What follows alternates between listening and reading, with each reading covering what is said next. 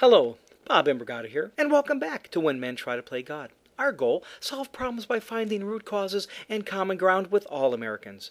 We conclude the Seeds of Independence section and say, yes, history does repeat itself. Today is a repeat of the 15 years before the Declaration.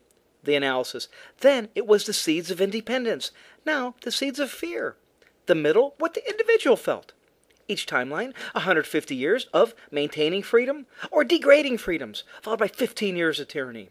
Then, the Pilgrims believed in God, enjoyed freedom with limited government for 150 years, found the pinnacle of freedom.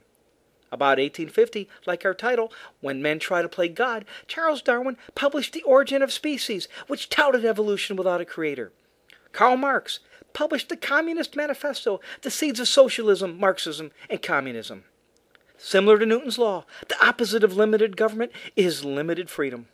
And for 150 years, sliding down the mountain to limited freedom. War debt. Then, Great Britain fought the French and Indian War. National debt doubled.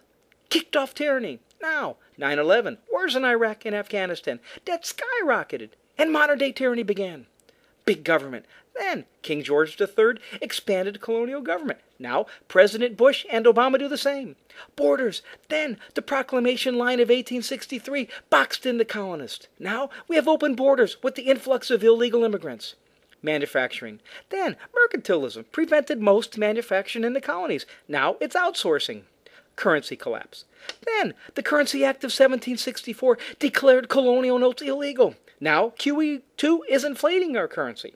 Representation. Then it was taxation without representation. Now legislation without representation. Agencies adopting regulations without Congress. Government in your life. Then the Stamp Act attempted to tax every part of colonial life. Now the carbon tax will do the same through cap and trade or the EPA.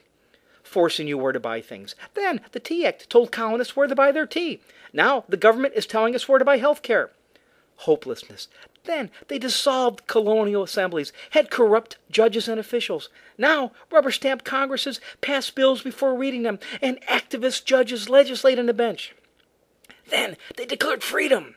They wiped the slate clean. Instead of attacking symptoms, they went after the root cause, tyranny from big government. Now the culprit is tyranny again. Our government is too big. Have we been in a trance all these years? It's time for a refresher course on freedom. We've just started this journey to finding common ground, solving problems for good. This is Bob Imbrogata saying God bless America.